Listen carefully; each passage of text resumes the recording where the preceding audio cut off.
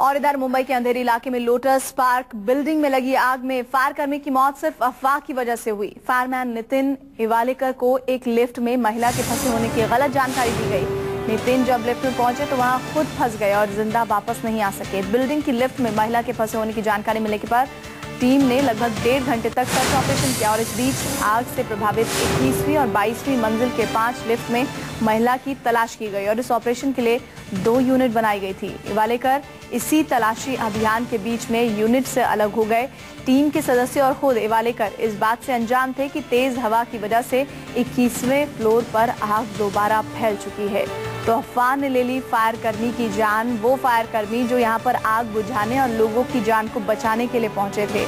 और ऐसे में अब जो इवालेकर के परिवार वाले हैं उन्होंने अंतिम संस्कार से भी इनकार कर दिया है। इस तरह की खबर आ रही है। मुंबई में दमकल कर्मचारी धरने पर बैठ गए हैं और वो न्याय की उम्मीद कर रहे हैं। मुआवजे का चेक मिलने पर ही अंतिम संस्कार किया जाएगा, ये कहा जा रहा है। कल आग बुझाने के दौरान इस फायर कर्मी की मौत हो गई थी और कई जो फायर कर्मी हैं वो फंस भी गए थे 22वीं मंजिल पर। फिर उन्हें चॉपर के जरिए एयरलिफ्ट किया गया था।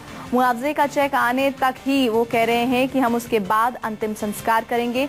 कल लोटस पार्क बिल्डिंग जिसमें कई नामी गिरामी हस्तियों के ऑफिसेज हैं, जिसमें ऋतिक रोशन, संजय कपूर और साथ ही साथ शेफ संजीव कपूर के दफ्तर हैं, रेस्टोरेंट हैं, उन बिल्डिंग में कल आग लग गई थी और भीषण आग लग गई थी। तकरीबन 5 से 6 घंटे लग गए थे इस आग को बुझाने में और उसी दौरान एक दमकल कर्मी की मौत हो गई थी।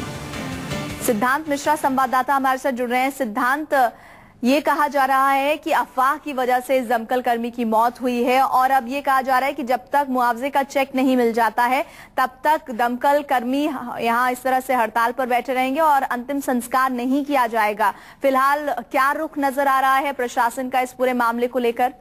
देखिए, आपको बता दें कल जिस प्रकार से लोटस बिजनेस पॉइंट पे आग लगी उसके बाद एक हॉक्स कॉल के चलते नितिन, जो शहीद नितिन है, उनका निधन हो गया बिल्डिंग के अंदर ही, जिसके बाद उनको ऊपर अस्पताल में भर्ती कराया गया। आज सुबह फायर प्रशासन द्वारा उनके परिवार को उनका जो पार्थिव शरीर है वो सौंप दिया गया, लेकिन उनका जो परिवार है वो उस पार्थिव शरीर को अंतिम संस्कार के लिए ले जाने को तब तक तैयार नहीं जब तक लिखित में उनको ये आश्वासन ना दे पीएमसी की 15 लाख रुपए, जो कि कल सुनील प्रभु जो कि मेयर है मुंबई के, उन्होंने 15 लाख रुपए देने को कहा था परिवार वालों को, मृतक के शहीद मृतक है उनके परिवार वालों को। वो लिखित में परिवार वाले चाहते पैसा जो अमाउंट है वो मिले। वो इसलिए क्योंकि जो नितिन है, उनके शहीद नितिन है, उनके 2 बच्चे हैं, पत्नी है, परिवार है, उनके पास कोई भी परिवार की देखरेख करने के लिए नहीं है।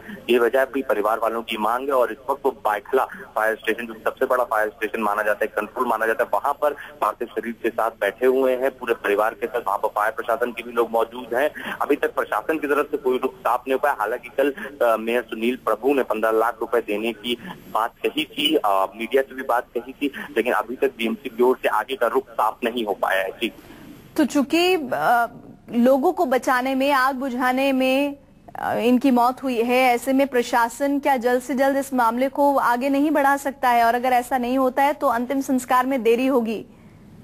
जी बिल्कुल प्रीति, प्रशासन को इसको आगे, क्योंकि एक शहीद है, वो एक हॉक्स कॉल हुआ था कल कि एक लड़की लिफ्ट में फंसी हुई है लोटस बिजनेस पॉइंट पर, वो गलत कॉल था जिसको बचाने की वजह से ही नितिन शहीद हो गया कल जिस प्रकार से हादसा हुआ। और आज फायर प्रशासन ने सारे कागजी काम पूरे करने के बाद परिवार को पार्थिव शरीर सौंपा, लेकिन परिवार उसको अंतिम संस्कार के लिए ले जाने को तैयार नहीं है, क्योंकि वो बीएमसी से लिखित में वो 15 लाख रुपए की मुआवजे की मांग कर रहा है। क्योंकि मेयर ने एक वर्बली बोला था कि 15 लाख रुपए इनको दिए जाएंगे, वो लिखित मांग कर रहा है। और देखना दिलचस्प है कि प्रशासन इसमें आगे क्या रुख इख्तियार करता है और कितनी जल्दी इस पे एक्शन होता है और परिवार वालों को 15 लाख रुपए दिए जाते हैं। सिद्धांत, ये कैसे पता चला कि एक हॉक्स कॉल हुई थी और अफवाह फैली, उसके बाद खुद यहाँ पर ये पहुंचे बचाने के लिए और खुद ही फंस गए और उनकी मौत हो गई? देखिए आपको बताएं, जब कभी भी फायर कंट्रोल, जब कभी भी इस तरह की आपातकाल की परिस्थिति होती है तो कंट्रोल को तमाम सैकड़ों कॉल मिलते हैं। वैसे ही कल एक कॉल आया था कि एक लिफ्ट में एक बच्ची फंसी हुई है, उसको बचाना है, जिसकी वजह से फायर प्रशासन ने अपने ऑफिसर्स के साथ तमाम फायरमैन भी भेजे बिल्डिंग के अंदर। जिस बिल्डिंग में आग लगी हुई थी उस लिफ्ट को इवैक्यूएट करने के लिए, क्योंकि लिफ्ट में फंसी हुई थी बच्ची। लेकिन बाद में जब तमाम लिफ्ट खोल के देखी गई और अंदर तक पहुंचा गया तो पता लगा वो हॉक्स कॉल था, ऐसा कुछ भी वहां उनको नहीं मिला। पूरी बिल्डिंग पहले ही वैकेट कर दी गई थी, जिसकी वजह से नितिन वहां फंस गए और फंसने के बाद नितिन शहीद हो गए। तो ये पूरा मामला अभी निकलकर सामने आ रहा है और कि कंट्रोल को जो हॉक्स कॉल होता है, कई समय तक ये मामला चलता रहा हॉक्स कॉल का, लेकिन शाम होते होते पता लगा ऐसा कोई भी हॉक्स कॉल नहीं था। इस हॉक्स कॉल की वजह से ही आग बुझाने में भी कल इमारत में देरी हुई थी, ऐसा फायर प्रशासन का कहना है। हॉक्स कॉल के चलते ही उन्होंने तमाम ऐसे संसाधनों का इस्तेमाल नहीं किया जो कर सकते थे पहले और आग जल्दी बुझाई जा सकती थी, क्योंकि उनको अपने फायरमैन को बिल्डिंग के अंदर भेजना पड़ा एक इंडिविजुअल लेवल पे और दिखाना पड़ा कि अंदर बिल्डिंग में कोई मौजूद तो नहीं है, जिस प्रकार से हॉक्स कॉल को कहना था। तो ये अभी तमाम खुलासे निकल कर सामने आए हैं फायर प्रशासन द्वारा। फिलहाल उनका परिवार जो है वो पार्थिव शरीर के साथ बायकला फायर स्टेशन पे ही मौजूद है और उनकी मांग है कि 15 लाख का जो मुआवजा है वो उनको जल्द से जल्द दिया जाए, जिसके बाद ही वो अंतिम संस्कार करेंगे। जी प्रीति।